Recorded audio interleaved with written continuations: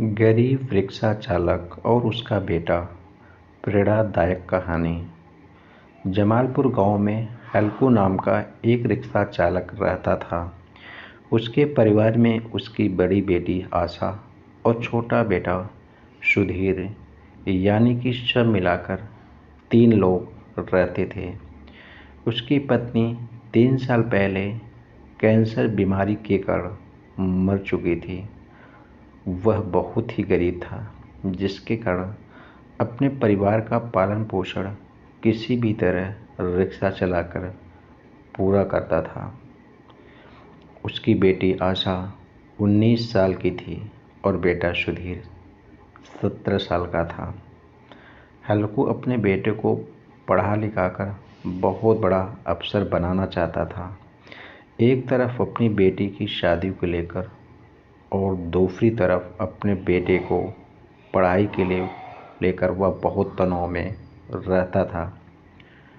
उसकी गरीबी इतनी अधिक थी कि वह चाहकर भी ऐसा नहीं कर पा रहा था, लेकिन हल्कू ने हार नहीं मानी।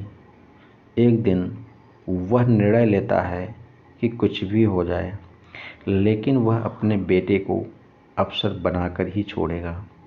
सुधीर पढ़ने में बहुत ही होशियार था। वह भी अपने पिता के सपने को पूरा करना चाहता था। हल्कू अपने बेटे सुधीर को जैसे तैसे करके दिल्ली भेजा। सुधीर दिल्ली पढ़ने के लिए पहुंच जाता है, लेकिन सुधीर दिल्ली जैसे बड़े शहरों में शुरुआत में बहुत डर जाता है, क्योंकि यहाँ पर ज़्यादातर बच्चे बड़े बड़े कोचिंग संस्थानों में कोचिंग कर रहे होते हैं। सुधीर को लगता था कि मैं इनका मुकाबला कैसे कर पाऊँगा, लेकिन सुधीर भी बहुत ज़िद्दी था। वह हमेशा कहता था कि कुछ भी हो जाए, मुझे अफसर बनना है और अपने पिता के सपने को पूरा करना है।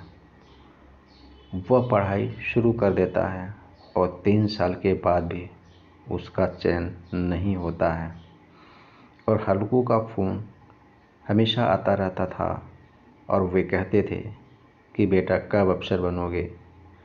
और सुधीर अपने पिता से कहता, बस पिताजी 1 साल और। चौथी बार यूपीएससी का एग्ज़ाम देने के बाद सुधीर को भी लगने लगा था कि उसका सिलेक्शन ज़रूर हो जाएगा। जिस दिन सुधीर का नतीजा आने वाला होता है, सुधीर की धड़कनें तेज हो जाती हैं। शाम को रिजल्ट आता है। सुधीर घबराहट में अपन रिजल्ट को देखता है, लेकिन अपने नाम को मेरिट लिस्ट में नहीं पाता है। उसके बाद दोबारा लंबी सांस लेते हुए अपने रिजल्ट को फिर से देखता है तो अपना नाम चयन सूची में 105वें नंबर पर पाता है।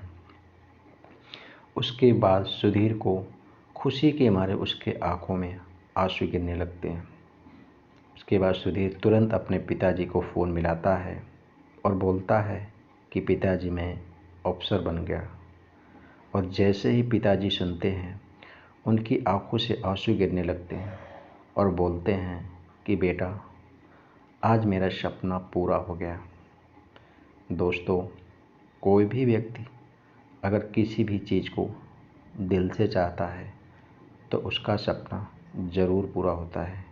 इसलिए ज़िंदगी में कभी भी हार नहीं मानना चाहिए और अपने सपने को पूरा करने के लिए निरंतर मेहनत करते रहना चाहिए। सफलता एक न एक दिन ज़रूर मिलेगी। Thank you.